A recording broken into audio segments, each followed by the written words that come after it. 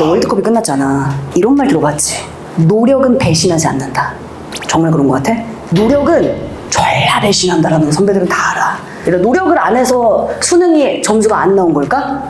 월드컵 보고도 그런 얘기가 나와? 핵심은 뭐냐면 열심히 뛰는 게 아니야. 선수들 열심히 뛰는 게 중요한 게 아니라고. 전략 전술이 확고해야 되는 거예요.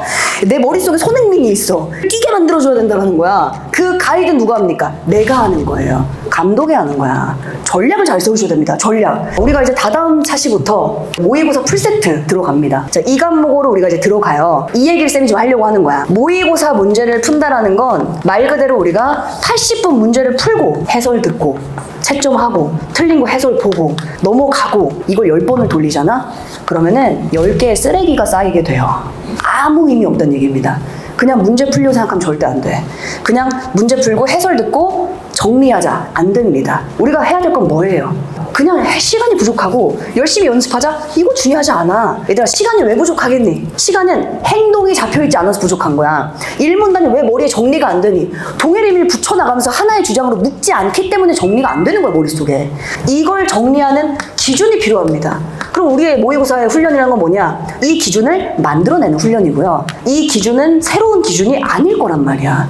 이미 가지고 있는 기준을 모고를 훈련하면서 내가 적용하는 거야. 모고에서 그걸 가져가려 생각하지 마. 내가 가지고 있는 걸 여기다가 써먹는 겁니다. 그게 모의고사의 훈련의 목적이야. 써먹다 보면 내가 잘하는 것이 있겠지. 내가 놓치는 게 있겠지. 놓치는 게 있다면 우리가 그날 바로 문제 풀고 그날 바로 분석할 거니까 놓치는 거 바로 확인할 수 있겠지. 방금처럼 내가 주장을 왜 못 봤지? 이걸 못했구나. 왜 틀렸지? 구분은 똑바로 안 했구나. 바로바로 가져가는 거야. 그러면 그 내용들을 보완하고 바로바로 교정하고 정리해야 됩니다. 그 내용을 어떻게 해야 돼? 바로 그 다음 주에 다시금 적용하셔야 되는 거예요. 그래서 기준을 탄탄하게 만들어 나가는 게 우리 훈련의 유일한 목표입니다.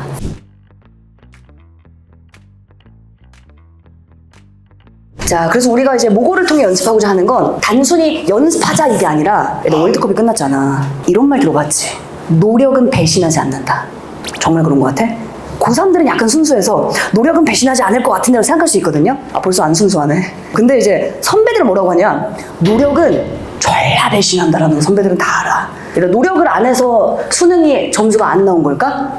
월드컵 보고도 그런 얘기가 나와? 핵심은 뭐냐면 열심히 뛰는 게 아니야. 선수들 열심히 뛰는 게 중요한 게 아니라고. 전략 전술이 확고해야 되는 거예요. 내 머릿속에 손흥민이 있어. 뛰게 만들어줘야 된다는 거야. 그 가이드는 누가 합니까? 내가 하는 거예요. 감독이 하는 거야. 전략을 잘 세우셔야 됩니다. 전략. 인문지문. 열심히 해보자. 안 돼. 인문 핵심이 뭔데? 내가 주장을 봐야지. 중심화제 뽑아내야지. 일문을 예측해야지. 그 다음 주장을 구분해야지. 동일의미 쭉쭉 붙여야지. 이게 전략이야. 그 전략을 잘 짜야 노력이 점수가 됩니다. 우린 지금 그 연습을 하는 거예요. 2002년에 히딩크라는 그 명장이 계셨다. 혹시 아니? 우리나라 4강 신화에 올려놨던 그 유명한 히딩크 감독이 이렇게 말씀하셨어. I'm still hungry. 나는 아직도 배가 고프다. 겸손한 자세죠. 그러니까 내가 6평 때 1등을 받았어? 아니, 겸손하게 가야 돼. 공부는 겸손하게 하라고 하잖아. 겸손이라는 건 누나를 착하게 뜨고 수업을 듣는 게 아니에요. 겸손은 집요한 겁니다. 내가 혹시나 하나라도 놓칠까봐 집요하게 바라보는 그 자세가 겸손의 자세인 거야. 히딩크가 될래? 그분이 될래? 자, 너희가 선택해. 전략 전술 잘 짜고 오세요. 그 기준을 쌤이 그래서 오늘 나눠줬잖아. 다시 한번. 행동 강령. 요거 잡아야 돼. 행동 강령. 요거 나눠줬잖아. 다시 한번. 이건 선배들의 언어예요. 그러니까 너희들 언어로 바꾸셔야 됩니다. 다시금 법지문이 나왔어? 나는 이렇게 읽어 나갈 거야. 올해 6평만 보더라도 13번 오답률 1위 문제. 판례 나왔어. 근거와 결과를 봐야 될 거 아니야. 주체를 봐야 될 거 아니야. 그런 내용들을 다시 한번 정리하고 가지고 들어가는 겁니다. 양이 많지 않아요. 확실하지 않은 게 문제인 것이 우리한테. 확실하게 정리하고 얘를 끌고 들어가셔야 됩니다. 그러면 하나하나의 이감이 어마어마한 자산이 돼요. 그랬을 때 우리가 모의고사 문제를 푸는 게 의미가 생깁니다. 자, 그래서 우리가 이제 수업에서는 문제를 풀고 기준을 정립할 거고요. 그걸 이제 과제에는 이제 간쓸개라는 과제가 또 나가는데 이건 이감에서 주간지 나가는 건데요. 이것도 마찬가지야. 간쓸개를 풀자. 이미 잘못됐어. 내가 방금 모고를 풀면서 평가원의 패턴을 배웠지.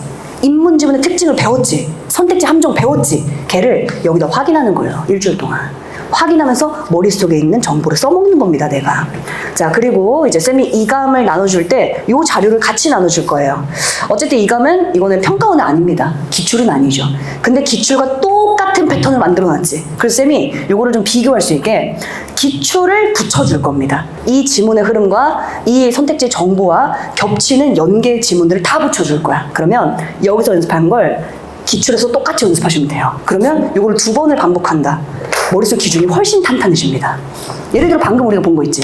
얘랑 똑같은 걸 쌤이 지금부터 다시 한번 해결의 변증법 가보자 하면은 정리 안 되겠어? 잘해요. 아까보다 훨씬 잘합니다.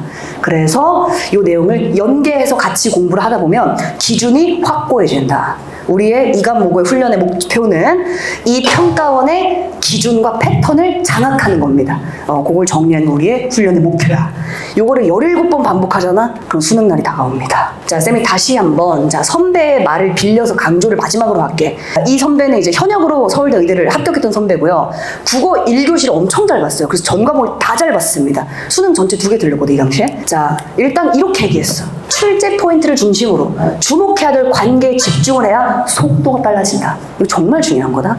모고를 시작하면 학생들이 속도에 대한 그 예민함이 굉장히 강해져요. 왜냐면 시간 안에 보통 못 들어와, 처음에는. 굉장히 예민하다고. 쌤, 어떻게 하면 속도를 빠르게 하나요? 어떻게 빠르게 한다고? 출제 포인트 알아야 빨라진다고요. 뭘 출제하는지 모르는데 속도가 어떻게 빨라지냐. 그러니까 중요한 건 속도가 먼저가 아니에요. 행동이 먼저입니다. 그럼 속도는 따라와요. 우리는 얘를 먼저 장악할 거야. 그럼 속도는 따라온다. 속도 신경 쓰지 마, 처음에. 어떤 지문이든 평가원 기출을 학습할 때와 유사한 느낌을 받아야 돼. 어떤 지문 이감 문제. 이감이니까 새로운 세트겠지. 근데 정말 새로울까? 전혀 아닐 거야. 우리가 평가원 분석했던 것과 똑같이 가는 겁니다. 우리는 텍스트를 공부하는 게 아니거든. 우리는 기준을 공부했거든요. 그러니까 이 기준을 그대로 써먹으시면 돼요. 왜냐면 수능날에 그걸 똑같이 하셔야 될 거거든.